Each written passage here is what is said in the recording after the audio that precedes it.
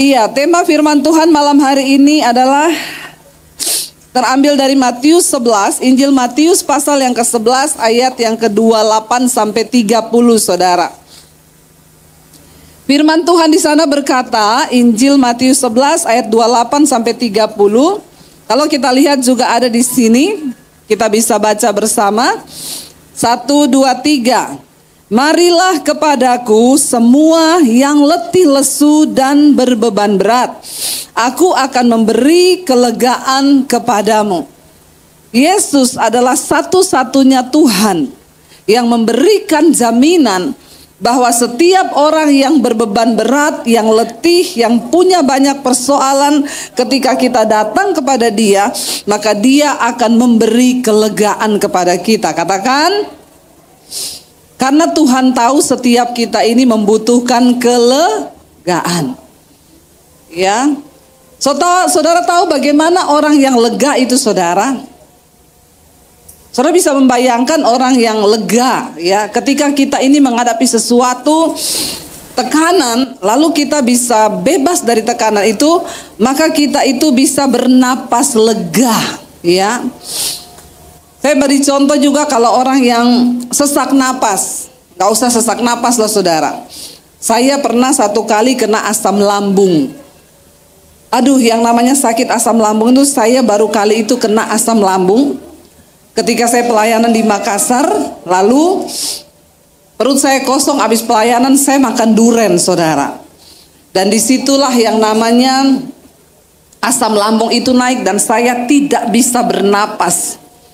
Ketika saya tidak bisa bernapas, sesak rasanya, Saudara, seperti mau mati, Saudara. Saya bahkan duduk nggak bisa, saya berdiri juga sakit, ya. Dan itu sangat luar biasa. Saya ada dalam keadaan yang sangat-sangat tertekan karena saya merasa saya mau mati. Ya, ketika saya berdiri, lalu teman saya datang, dia bilang, coba Bu, minum obat ini. Saya dikasih satu obat kecil, Saudara. Ketika saya minum obat itu dalam nama Tuhan Yesus, nggak berapa lama tiba-tiba sembuh asam lambung saya. Dan saya mengalami kelegaan yang begitu luar biasa. Kelegaan yang ditawarkan oleh Tuhan Yesus, Saudara, melebihi kelegaan yang pernah kita rasakan, yaitu kelegaan yang sampai sifatnya pada kekekalan. Yesus berkata, pikulah, di sana dia bilang, ya, marilah kepadaku hai kamu yang letih lesu dan berbeban berat, aku akan memberi kelegaan kepadamu. Siapa malam ini yang lagi ada beban? Angkat tangan. Yang lagi ada beban kehidupan. Yang ada saja, yang tidak ada pulang saja. Ya, Saudara punya beban semua? Saya mau tanya, yang berbeban berat sekali, berat, beban itu berat sekali, yang berat. Oh, berarti ini semua hanya beban ringan saja, ya. Ya, ada orang bilang sama saya, Bu, kalau sudah mulai umur-umur itu ibu harus latihan angkat beban. Saya bilang, saya ini sudah biasa angkat beban kehidupan. Ya, nggak usah lagi angkat beban di gym, karena setiap hari kita sudah angkat beban kehidupan, latihan otot. Saudara, Yesus berkata, mari kepadaku yang letih, lesu, dan berbeban berat. Saya mau beritahu malam hari ini, manusia itu mengalami beban dalam hidupnya itu disebabkan oleh beberapa hal. Ya, yang pertama, kenapa kita mengalami beban? Ya, karena kita cari sendiri beban itu. Ada orang yang cari, haleluya. Ada orang yang cari-cari beban loh dalam hidupnya. Contoh, orang kalau ke gym itu, dia cari beban nggak? Cari beban. Hari ini kalau sudah lolos dari 50 kilo, besok dia naik 60 kilo. Ini 70 kilo. Bahkan maaf, kita kemarin dengar di berita ada atlet yang meninggal karena mencoba mengangkat beban yang melebihi kapasitas kekuatannya. Akhirnya ketiban beban, meninggal langsung, Saudara. Ada orang Kristen yang hidupnya itu memang sengaja cari beban. Ya, saya mau bilang, Saudara, kita ini hidup benar, hidup lurus saja. Yang namanya hidup ini pasti banyak masalah, ya. Karena memang hidup ini berat, hidup ini berat. Ya, kalau sederhana itu rumah makan Padang, amin. Ya, tapi kalau hidup ini berat, kita ini tidak usah cari masalah, nggak usah cari beban saja, pasti ada masalah. Apalagi kalau kita suka cari-cari masalah. Ya, jangan dicari saudara, karena masalah itu tidak dicari, dia juga datang sendiri. Ya Pak, iya. Ya, bisa datang dari mana saja itu masalah. Yang pertama dari suami. Ya, bisa nggak masalah datang dari suami? Ibu-ibu ndak usah semangat begitu ngomongnya. Ya. Tapi saya percaya suami-suami di Manado ini semua luar biasa, ya toh? Ya, suaminya semua sudah bertobat, amin. Di Manado ini ada yang selingkuh? Ya. Masih ada yang selingkuh di sini? Oh, banyak saudara ya. Yang penting tidak ada di barisan situ kan? Bertobat ya kalau ada. Iya saudara, orang itu hidup lurus, tidak selingkuh aja ada masalah. Apalagi kalau sebab hidup ini memang penuh dengan masalah. Saya itu heran, orang datang, Bu, doakan Bu, masalah saya berat. Apa? Saya ini sudah mau kepala 3, belum dapat jodoh. Banyak di situ ya. Ya, pokoknya sabar saja berdoa ya. Percaya, di bawah 30 jodoh di tangan Tuhan. Di atas 30 Tuhan lepas tangan loh. Ya enggak, Tuhan enggak pernah lepas tangan, tapi hanya dengan doa dan puasa saja ya. Dia bilang, saya ini punya masalah berat Bu, sudah mau kepala 3 belum punya jodoh. Itu masalah enggak? Masalah. Setelah didoakan, dia ketemu jodoh, menikah, masalahnya selesai? Tambah? Terus kenapa menikah? Ya, orang menikah itu sebenarnya bukan menyelesaikan masalah, tetapi tambah. Karena ketika kita menikah, suami kita masalahnya jadi masalah kita. Istri masalahnya jadi masalahnya suami juga. Jadi nggak ada orang menikah berkata, kita menikah ya, tapi masalah tanggung sendiri-sendiri. Ada yang begitu? Nggak ada. Ya. Pasti ketika kita menikah dengan seseorang, maka masalah dia akan menjadi masalah kita. Kalau kau menikah dengan laki-laki yang benar, dengan istri yang benar, ya enak, tidak terlalu banyak masalah. Tapi kalau ketemu laki-laki yang tukang selingkuh banyak, nah itu. Ya sampai satu kali saudara, ada orang datang di pengadilan, saya sudah tidak mau Pak menikah sama istri saya ini, saya mau ceraikan dia. Kenapa? Masa tiap hari kerjaannya dari satu nightclub ke nightclub yang lain. Lah ngapain ibu ke nightclub? Ya cari suami. Dipikir istrinya ini tukang ke nightclub, ternyata dia pindah dari satu nightclub ke satu nightclub karena mencari suaminya. Kalau kita dapat suami yang benar, puji Tuhan. Tapi kalau dapat suami yang tidak benar, hidup ini tambah masalah. Kalau dapat istri yang baik, bagi suami-suami Alkitab berkata, berbahagialah suami sebab orang yang mendapatkan istri mendapatkan keuntungan. Kalau istrinya benar. Kalau dapat istri mulut Carlota, di Manado ini banyak mulut Carlota ini, tantu bikin masalah lagi saudara. Ketika orang menikah, akhirnya menikah 1 tahun, 2 tahun, 3 tahun, yang dinanti adalah punya anak. Setelah belum punya anak, masalah enggak? Masalah lagi. Datang lagi sama pendeta, doain Bu, saya ini belum punya anak. Oke, setelah didoakan, hamillah, punya anak 1. Masalahnya selesai. Orang yang punya anak itu tambah. Jadi kenapa punya anak? Anaknya 1, masalahnya berapa? 5. Lah kalau punya anak 3, masalahnya berapa? 15. Jadi sebenarnya hidup ini adalah memang tempatnya masalah. Tapi kalau hari ini engkau punya masalah, bersyukurlah, itu artinya kau masih, bilang kanan kirimu, masih ada masalah enggak? Puji Tuhan, berarti kau masih hidup. Ya, karena orang yang tidak ada masalah itu orang yang sudah mati. Selama kita hidup pasti ada yang namanya masalah. Tapi Yesus berkata, marilah kepadaku hai kamu yang letih lesu dan berbeban berat, aku akan memberikan kelegaan kepadamu. Dan Yesus berkata di sana ayat yang berikutnya, pikulah kuk yang kupasang dan belajarlah kepadaku, karena aku lemah lembut dan rendah hati, dan jiwamu akan mendapat apa? Ketenangan. Bapak Ibu, apa bedanya orang percaya Yesus dan tidak percaya Yesus? Banyak orang Kristen datang dan berkata, Bu, saya ini sudah ikut Tuhan, saya melayani di gereja, saya ini sudah hidup benar, tapi kenapa hidup saya tetap ada masalah? Dengar baik Bapak Ibu, kita percaya sungguh-sungguh kepada Tuhan Yesus, mengikuti Yesus sungguh-sungguh, bukan supaya hidup kita tidak ada masalah.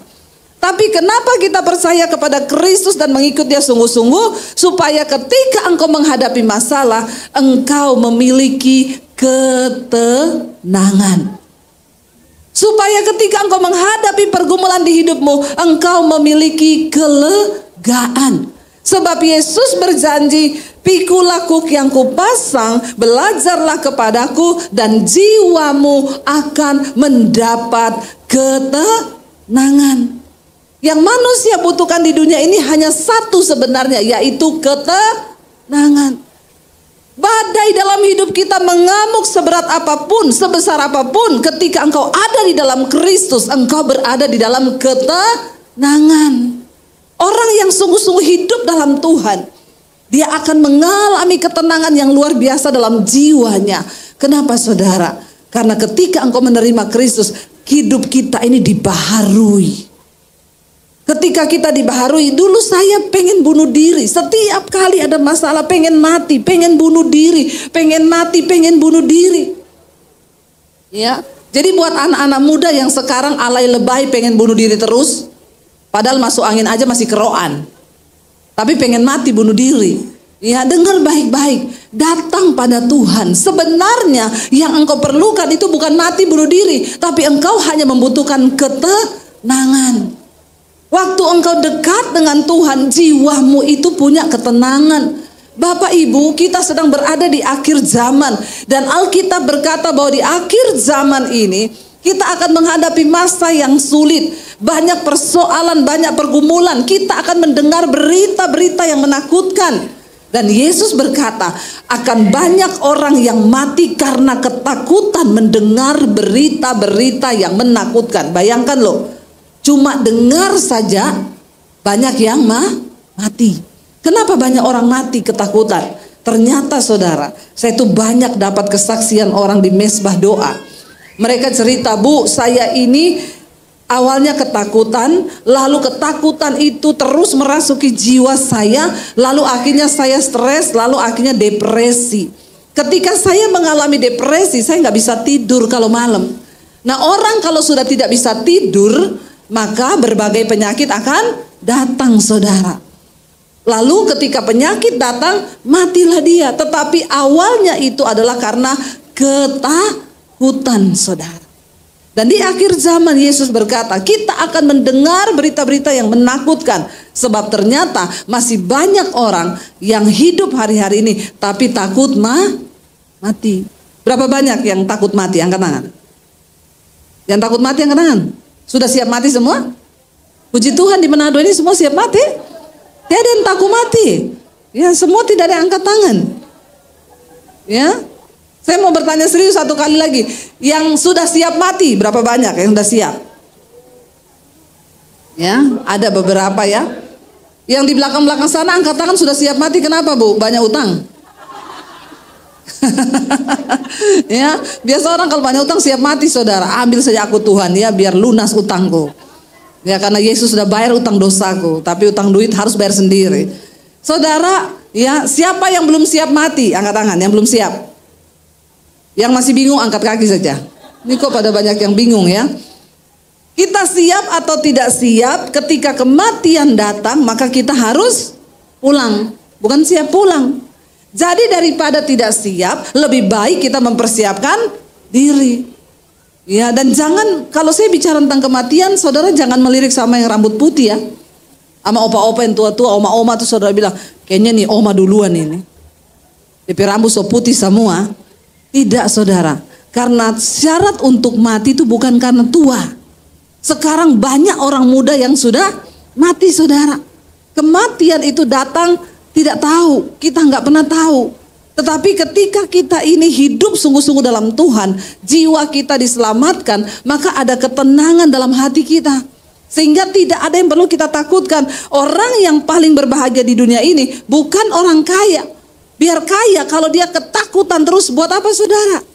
Ya, tetapi ketika kita hidup dalam Kristus, orang yang sangat berbahagia hidupnya adalah ketika engkau berjumpa dengan Tuhan Yesus, jiwamu dipulihkan Tuhan, engkau mengalami kelegaan, tidak ada ketakutan, sehingga engkau hidupmu di dalam ketenangan. Itulah kebahagiaan yang sejati. Saya ketemu dengan ada orang kaya di Jakarta saudara. Saking kayanya uangnya itu sudah nggak tahu mau buat apa. Jadi saya tuh diceritain, Bu, dia itu uangnya buat beli selimut elektromagnetik.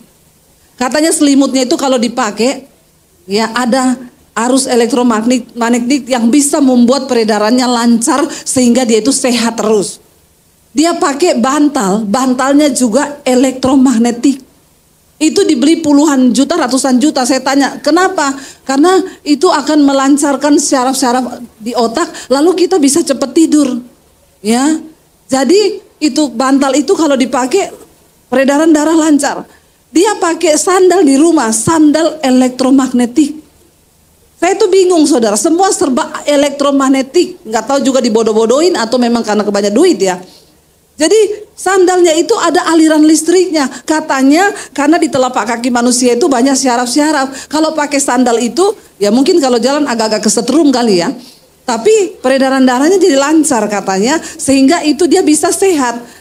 Di rumahnya itu saudara, dia beli panci harga ratusan juta. Katanya panci itu mengandung nggak tahu apalah. Pokoknya kalau memasak di situ semua racunnya ndak ada, ini begini. Saya bilang, saya sih mau beli panci ratusan juta. Kalau kita masukin ya ayam, masukin aja ayam, tiba-tiba jadi rendang. Beli saudara ya. Ini saya pikir gak ada apa-apanya. Tapi ya karena banyak duit, dibohong-bohongin, semua uangnya habis buat kesehatan. Karena dia takut mati, dia kepengen umur panjang. Satu kali temannya diajak bisnis sama rekan bisnisnya saudara. Lalu suaminya ditipu. Ya sekian miliar lah. Waktu dia ditipu saudara, dia mulai sakit hati nih. Akhirnya gak bisa tidur. Padahal dia tidur pakai bantal elektromagnetik. Ternyata bantal itu tidak bisa membuat ingatannya akan uangnya yang dibawa lari orang itu hilang. Ya, enak kalau kita ini beli bantal terus kita punya utang, tidur lupa utang, kan enak toh? Jadi tidak ada pikiran kan? Saya pikir setelah dia pakai bantal itu apapun persoalannya dia tidur, ternyata tidak. Dari situ saudara dia nggak bisa tidur, dia sakit hati, dia kepahitan. Setiap hari dia pakai alat juicer itu bikin jus, pakai buah apa katanya buat kesehatan. Dia minum yang sehat, dia tidur pakai selimut elektromagnetik, masaknya pakai wajan yang ratusan juta. Tapi karena dia tidak bisa melepaskan pengampunan, tiba-tiba dia mulai drop kesehatannya. Semua yang investasi ratusan juta untuk kesehatan di rumahnya menjadi tidak berguna. Kenapa? Karena jiwanya tertekan. Lalu ketika mulai kesehatannya menurun, dia drop. Ternyata waktu di check up, dia kena sakit kanker. Dan kanker itu ternyata cepat sekali menyebar dalam tubuhnya. Lalu hanya dalam beberapa bulan, dia meninggal dunia saudara. Dengan tidak siap menerima kenyataan hidup, uangnya dibawa lari orang. Waktu itu saya sempat tanya, yang dibawa lari itu berapa? Sekian miliar. Yang masih ada di tabungan, yang ada di tangan ibu itu masih berapa? Masih sekian puluh miliar. Sebenarnya kan, relakan saja yang sudah hilang itu, dan syukuri yang masih ada. Tapi itulah saudara, kalau orang tidak datang kepada Kristus, dia tidak sungguh-sungguh tinggal dalam Kristus, Biar mau pakai bantal elektromagnetik, mau pakai selimut, sandal, wajan yang begitu, tetap tidak bisa. Sebab hanya di dalam Yesus ada ketenangan. Dosa itu akan membuat hidupmu tidak damai sejahtera. Sekaya apapun orang, ketika engkau hidup dalam dosa, engkau simpan dosa, maka hidupmu gak mungkin damai sejahtera. Satu orang ibu pernah kirim kesaksian kepada saya, Bu Debbie, saya itu mau bersaksi Bu, saya berterima kasih kepada Tuhan. Kami ini adalah sebuah keluarga yang sederhana. Tiba-tiba suami saya ini takut Tuhan, melayani Tuhan. Kami setiap malam berdoa bersama. Lalu suami saya ketika pandemi kehilangan pekerjaan dan kami meminta berdoa bersama kepada Tuhan untuk Tuhan berikan pekerjaan buat suami saya. Karena kami bersehati berdoa bersama, tiba-tiba suami saya dapat pekerjaan tapi di luar kota. Dan singkat cerita Bu, karena pekerjaan itu hidup kami mulai naik, mulai bisa beli rumah yang lebih besar, beli mobil dan sejahtera rumah tangga kami.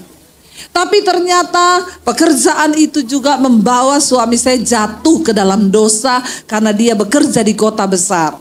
Singkat cerita, setiap kali dia pergi ke kota besar itu untuk bekerja di sana, dia jatuh dalam dosa.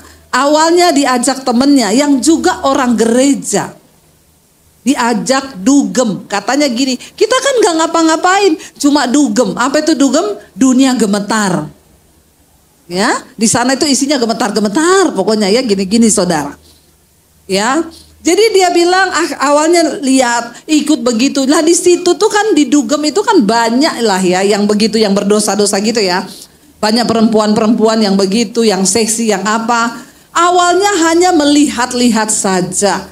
Lama-lama jadi kepengen. Itu dosa.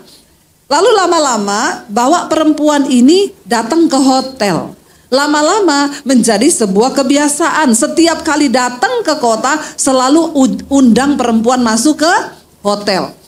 Istrinya mulai terasa. Kalau pulang diajak doa, enggak mau suaminya ini.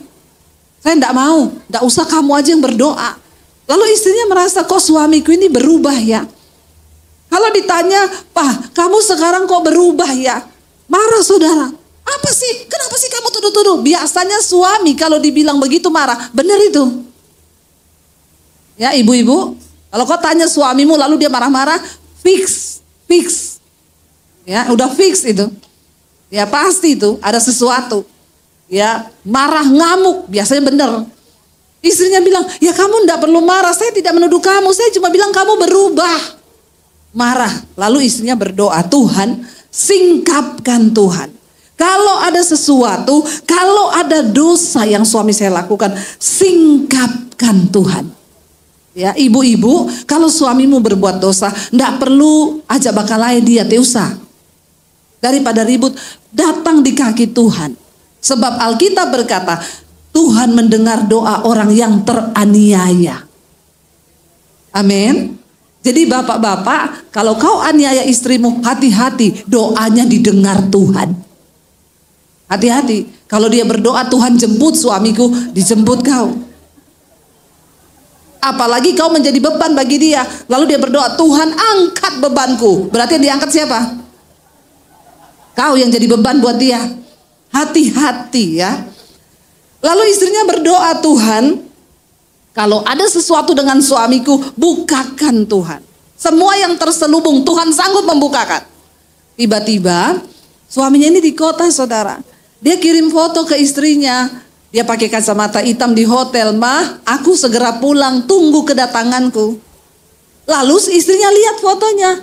Sama istrinya digedein. Di kacamatanya ada perempuan duduk di depannya pakai rok mini. Memang Tuhan itu kalau mau buka dosa, dia punya 1001 macam cara. Ya. Lalu istrinya lihat, dia bilang, "Pak, maaf ya Pak, ada perempuan di depanmu pakai rok mini." Dia bilang, "Di mana? Kenapa kamu bisa tahu begitu? Nggak usah sok tahu. Saya lihat dari kacamatamu, Pak." Lalu dia gedein, ternyata benar. Lalu dia bilang sama istrinya, "Oh makanya memang tadi malam saya rasa ada makhluk halus masuk di kamar saya." Memang ya. Setan lagi yang jadi gara-gara toh. Setan bilang memang manusia ini lebih setan dari setan. Ya, sampai setan ngomong sama Tuhan, Tuhan aku udah gak mau jadi setan lagi. Kenapa? Manusia lebih setan dari setan Tuhan. Dia yang selingkuh, dia yang lakukan dosa, saya lagi yang dituduh. Ya, tolong orang-orang di Manado ini jangan salahkan setan terus. Ya, setan bilang kau lebih setan dari setan, kenapa kau salahkan saya terus? Ya, jadi saudara, istrinya bilang saya tunggu kamu pulang. Kita bicara baik-baik. Wah, suaminya udah deg-degan. Pulang sampai di rumah istrinya desak. Dia bilang, saya tahu Pak, itu cara Tuhan membukakan dosamu. Karena saya lihat hidupmu tidak damai sejahtera. Hari-hari ini kamu jauh dari Tuhan. Bahkan kamu gak mau lagi diajak doa. Akhirnya suaminya mengakui, ternyata selama ini setiap kali dia ke kota, dia melakukan kenajisan. Lalu saudara, istrinya berdoa, Tuhan kalau memang pekerjaan ini bukan dari Tuhan, biar engkau ambil Tuhan. Aku cuma pengen suamiku itu jiwanya diselamatkan dan kami hidup dalam Tuhan sungguh-sungguh. Tiba-tiba suaminya diputus kerja, kontraknya diputus. Selama 3 tahun dia tidak dapat pekerjaan. Dia kembali kepada Tuhan. Akhirnya mereka setiap malam ikut mesbah doa, mereka berdoa bersama, lalu Tuhan pulihkan. Dan istrinya berdoa, Tuhan suamiku sudah pulih, sekarang berikan dia pekerjaan. Untung lo dapat istri model begini ya. Untung. Coba kalau dapat istri orang Manado. Dia sebagai rica-rica nganai. Tantu Iya saudara, jadi istrinya berdoa terus. Ketika dipulihkan, Tuhan beri pekerjaan dan istrinya bilang, aku minta pekerjaan yang sekota Tuhan, supaya kami bisa hidup bersama-sama. Lalu dia dapat pekerjaan di kota itu dan mereka tinggal bersama di dalam takut akan Tuhan. Saudara, dosa itu akan membawa jiwamu tidak tenang. Saya berdoa buat setiap kita orang yang ada di Manado. Manado ini termasuk salah satu kota yang masuk di dalam garis yang akan diguncang gempa karena lempengan bumi yang akan bergoyang. Tapi kita percaya, apapun prediksi manusia, ketika Tuhan yang menentukan rencana, dia melepaskan belas kasihan atas kota ini karena ada orang-orang benar yang berdoa, yang sungguh-sungguh meminta belas kasihan Tuhan. Maka Tuhan sanggup meluputkan kita dari segala malapetaka itu. Saya bersyukur kalau ada acara seperti ini dibuat. Seberapapun saudara yang hadir, engkau adalah orang yang dipilih Tuhan.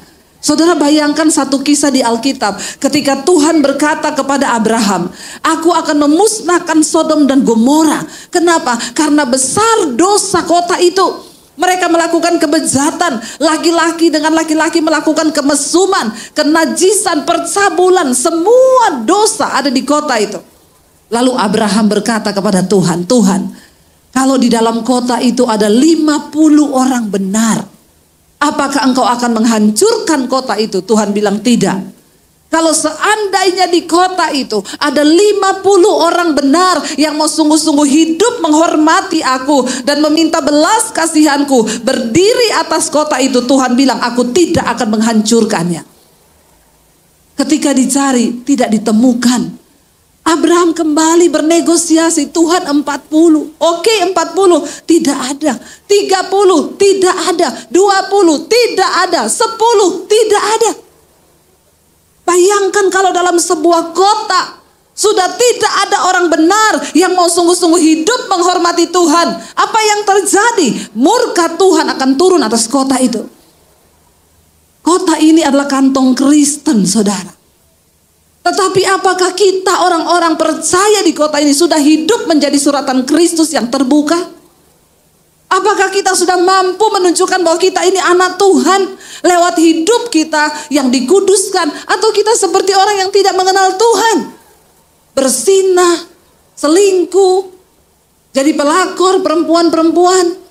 Kita hidup melakukan semua yang tidak berkenan, mabok, judi, rokok. Kita hidup di dalam hawa nafsu yang membinasakan.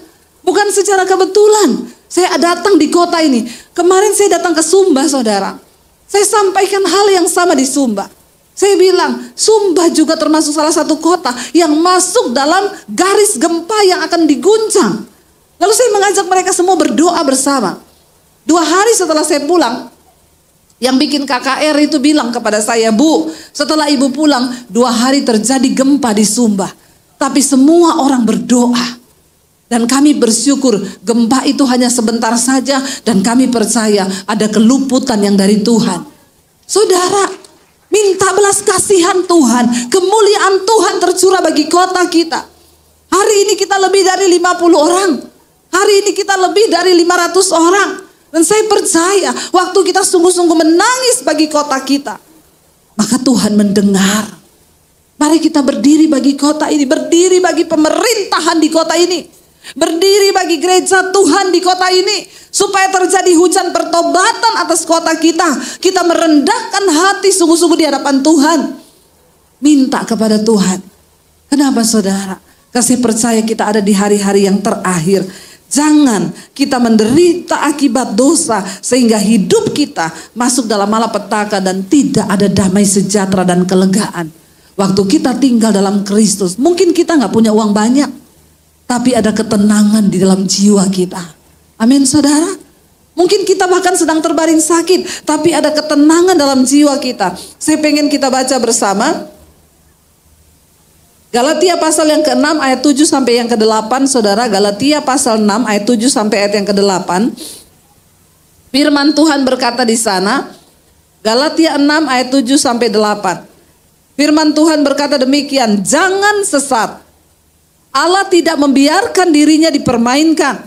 Karena apa yang ditabur orang, itu juga yang akan dituainya. Sebab barang siapa menabur dalam dagingnya, ia akan menuai kebinasaan dari dagingnya. Tetapi barang siapa menabur dalam roh, ia akan menuai hidup yang kekal dari roh itu. Ternyata ada satu kesesatan yang begitu luar biasa di kalangan gereja dan orang Kristen. Seringkali kita berpikir, oh sesat itu Kristen progresif. Karena dia tidak mengakui Tuhan Yesus. Seringkali kita berpikir, oh Kristen itu sesat kalau dia itu datang berdoa di pohon-pohon. Dan ternyata Yesus berkata, ada satu kesesatan yang sangat menyesatkan yang seringkali tanpa kita sadari. Yesus berkata, hati-hati dengan kesesatan. Lihat dari buahnya. Lihat dari buahnya. Kenapa saudara? Waktu hidup kita tidak berubah. Waktu kita terus hidup dalam daging kita. Ayat ini dengan jelas berkata, jangan sesat. Sebab Allah tidak pernah membiarkan dirinya dipermainkan. Karena apa yang ditabur orang, itu juga yang akan dituainya. Ternyata di hadapan Tuhan sesat itu artinya apa? Hidup yang tidak berubah. Waktu kita terus hidup dalam daging kita, melakukan kenajisan, percabulan, hawa nafsu, amarah, kebencian, kedengkian. Sudahlah saudara, kalau hari ini ada orang yang menyakiti hidupmu, ampuni saudara. Kita sangat sedih. Saya sedih melihat beberapa waktu yang lalu tayangan di sosial media, ada pembunuhan dari suami yang membunuh istri di kota ini. Ya, itu terjadi. Kenapa? Iblis menguasai hidup kita. Karena orang yang membenci sesamanya manusia, Yesus berkata, dia adalah pembunuh manusia. Mari lepaskan pengampunan. Kalau hari ini kita punya kepahitan, lepaskan pengampunan. Jangan sesat, kata firman Tuhan. Sebab Allah tidak membiarkan dirinya dipermainkan orang. Karena apa yang ditabur orang, itu juga yang akan dituainya. Dan ayat ini dengan jelas berkata, barang siapa menabur dalam dagingnya, ia akan menuai kebinasaan dari dagingnya itu. Tetapi barang siapa menabur dalam roh, ia akan menuai hidup yang kekal dari roh itu. Mari kita berdoa saudara, supaya hidup kita diubahkan. Karena di kitab Ibrani dikatakan begini, tanggalkan semua beban yang begitu merintangi kita. Ya, sebab apa? Di sekeliling kita ini banyak saksi. Siapa saksi hidup kita yang pertama? Yang pertama adalah Tuhan. Karena mata Tuhan menjelajah ke seluruh bumi, melihat orang baik dan orang jahat. Dan dia akan memberikan pertanggungan jawab kepada setiap orang menurut perbuatannya masing-masing. Yang kedua, saksi kita siapa saudara? Setan. Amin. Karena setan bisa lihat kita walaupun kita nggak bisa lihat setan. Saya mau tanya, di sini ada setan enggak? Menurut saudara ada setan enggak di sini? Ada. Banyak. Coba lihat kanan kirimu, bukan setan toh? manusia toh? Ya. Dia jangan bilang di gereja nggak ada setan. Ada. Ya. Ada setan, saudara. Setan itu ada di mana saja. Karena setan itu kerjaannya jalan berkeliling, memantau hidup kita. Ya, lalu dia akan mendakwa di hadapan Allah. Itu loh anakmu. Coba lihat kalau hari Minggu nyanyi di gereja, tapi kelakuannya kayak begitu, lihat. Lagi mabuk, lagi judi, tuh lagi berantem sama istrinya, tuh lagi selingkuh. Lu setan melihat hidup kita, saudara. Dan satu kali setan akan mendakwa kita di hadapan Tuhan. Hati-hati dengan hidupmu. Sebab apa yang ditabur orang, itu juga yang akan dituainya. Saya takutnya nanti setan lebih rohani dari kita. Ya, hati-hati di gereja kau pintar nyanyi. Kita buat iblis gemetar. Sampai rumah, iblis buat kita gemetar. Banyak orang yang hidupnya hari-hari ini dikalahkan oleh setan. Waktu kau tidak mampu mengampuni, waktu kau hidup dalam hawa nafsumu, engkau sedang berada di bawah kutuk dosa. Dan Yesus berkata, jangan sesat, sebab Allah tidak membiarkan dirinya dipermainkan. Apa yang ditabur orang, itu yang akan dituainya. Ya, satu kali di Manado ini, saudara, ya, ada setan lewat. Pendeta lihat setan putih-putih, dia lari, dia teriak, setan! Lari, dia ketakutan. Setan lihat pendetanya ngomong, darah Yesus. Jadi lebih rohani siapa? Ya, hati-hati loh. Hari-hari ini setan memantau hidup saudara dan saya. Enggak peduli saudara pendeta, saudara jemaat, setan tahu hidupmu. Jadi enggak usah pencitraan. Enggak usah kita sok kudus, karena Tuhan tahu, setan juga tahu. Yang terpenting adalah hari ini, mari kita sungguh-sungguh hidup dalam Tuhan, mempersembahkan hidup kita yang diubahkan oleh Tuhan, supaya ketika Tuhan datang satu saat nanti, kita berhadapan muka dengan Tuhan, kita ini dapat memberikan pertanggungan jawab di hadapan Tuhan. Ayat yang terakhir saya pengen kita baca, saudara, buka 2 Korintus pasal 7. 2 Korintus pasal yang ke-7, ayat yang ke-9 sampai ayat yang ke-11. 2 Korintus pasal yang ke-7 ayat yang ke-9 sampai ayat yang ke-11. Firman Tuhan berkata di sana. Baca bersama. 1, 2, 3. Sekarang aku bersuka cita bukan karena kamu telah berduka cita, melainkan karena duka citamu membuat kamu bertobat. Sebab duka citamu itu adalah menurut kehendak Allah, sehingga kamu sedikit pun tidak dirugikan oleh karena kami.